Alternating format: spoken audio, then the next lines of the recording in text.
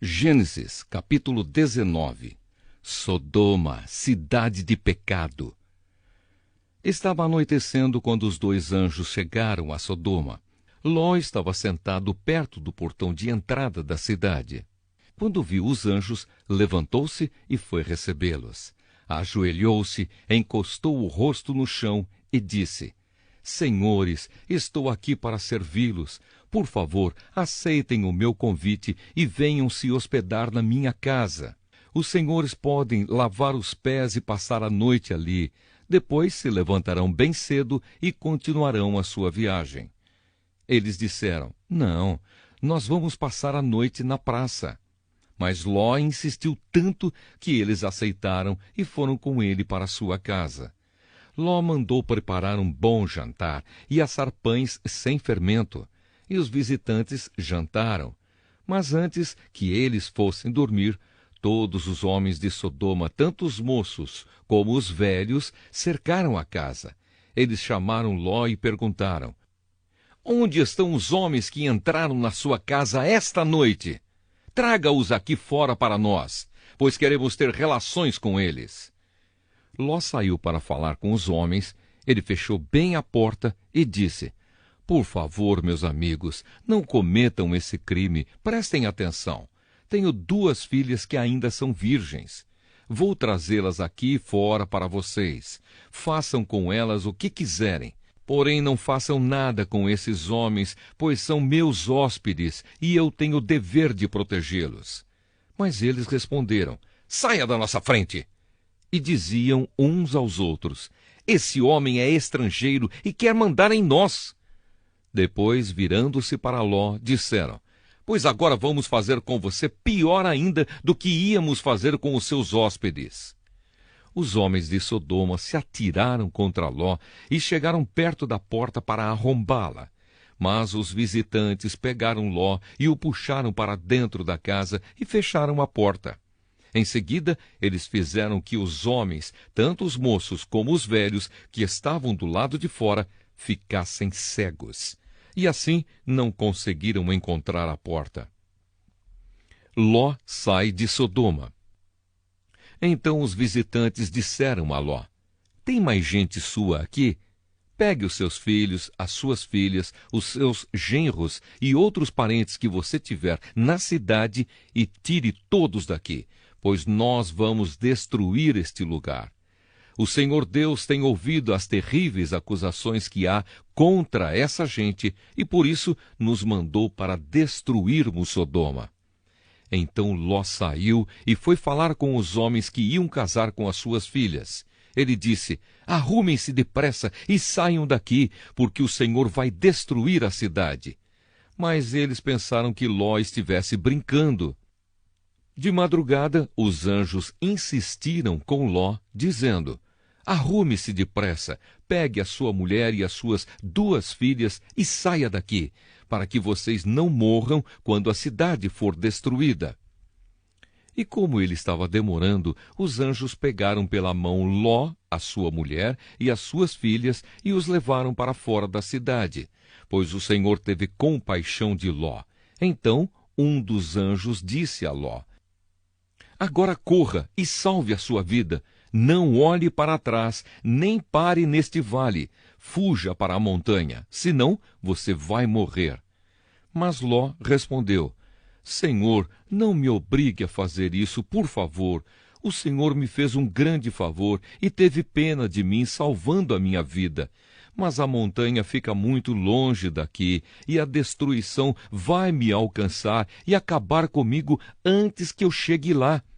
Está vendo aquela cidadezinha ali? Ela fica perto. Deixe que eu fuja para lá, a fim de salvar a minha vida. Veja que é uma cidade bem pequena. Então o anjo disse: Está bem, concordo. Eu não destruirei aquela cidade. Agora vá depressa, pois eu não poderei fazer nada enquanto você não chegar lá. Ló tinha dito que a cidade era bem pequena, e por isso ela recebeu o nome de Zoar. A destruição de Sodoma e de Gomorra. Ló chegou a Zoar depois que o sol já havia saído. De repente, lá do céu, o Senhor Deus fez chover fogo e enxofre sobre Sodoma e Gomorra. Ele destruiu essas duas cidades e também todo o vale e os seus moradores, e acabou com todas as plantas e árvores daquela região. E aconteceu que a mulher de Ló olhou para trás e virou uma estátua de sal. No dia seguinte, Abraão se levantou de madrugada e foi até o lugar onde havia falado com Deus, o Senhor. Abraão olhou na direção de Sodoma, de Gomorra e de todo o vale e viu que da terra subia fumaça, como se fosse a fumaça de uma grande fornalha. Foi assim que Deus destruiu as cidades do vale. Mas ele pensou em Abraão e fez com que Ló escapasse da destruição das cidades onde havia morado. A origem dos Moabitas e dos Amonitas. Ló teve medo de ficar morando em Zoar e por isso foi para as montanhas, junto com as duas filhas. Ali, os três viviam numa caverna. Certo dia, a filha mais velha disse à mais nova: "O nosso pai já está ficando velho e não há nenhum outro homem nesta região. Assim, não podemos casar e ter filhos, como é costume em toda parte.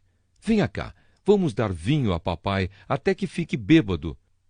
Então nós nos deitaremos com ele e assim teremos filhos dele."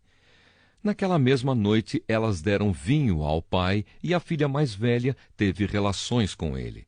Mas ele estava tão bêbado que não percebeu nada. No dia seguinte, a filha mais velha disse à irmã: "Eu dormi ontem à noite com papai. Vamos embebedá-lo de novo hoje à noite e você vai dormir com ele. Assim, nós duas teremos filhos com ele e conservaremos a sua descendência." Nessa noite, tornaram a dar vinho ao pai e a filha mais nova teve relações com ele. De novo, ele estava tão bêbado que não percebeu nada.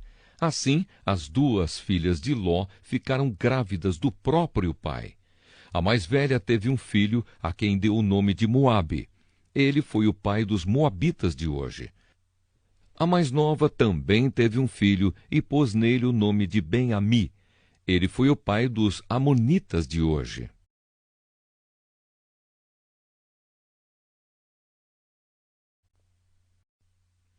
Gênesis, capítulo 20. Abraão e Abimeleque.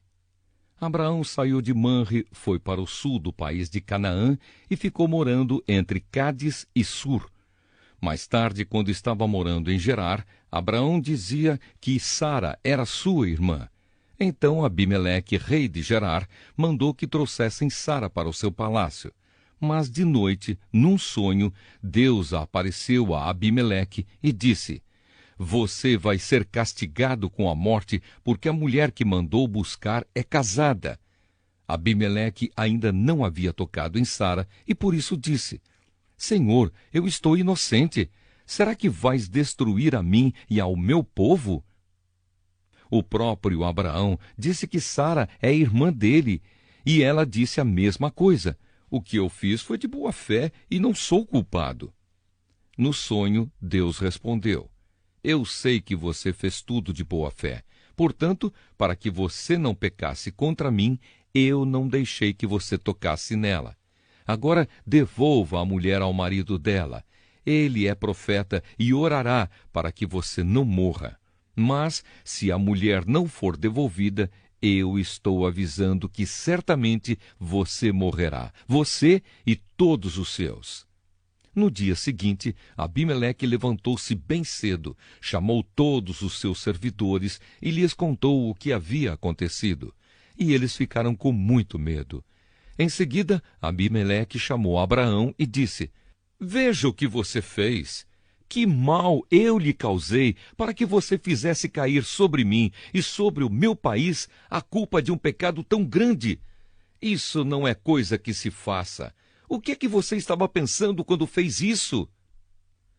Abraão respondeu: "Eu pensei que neste lugar ninguém respeitasse a Deus e que me matariam para ficar com a minha mulher. Além disso, Sara é de fato minha irmã, mas só por parte de pai. Sendo assim, eu pude casar com ela. Quando Deus me tirou da casa do meu pai e me fez andar por terras estrangeiras, eu disse a Sara: em todo lugar aonde formos, faça-me o favor de dizer que sou seu irmão. Então Abimeleque devolveu Sara a Abraão. Além disso, lhe deu ovelhas, bois, escravos e escravas, e disse: olhe, Abraão, aí estão as minhas terras, more onde quiser. E Abimeleque disse a Sara o seguinte: estou dando ao seu irmão 11,5 quilos de prata, para que os que estão com você saibam que você está inocente. Assim, todos saberão que você não fez nada de errado.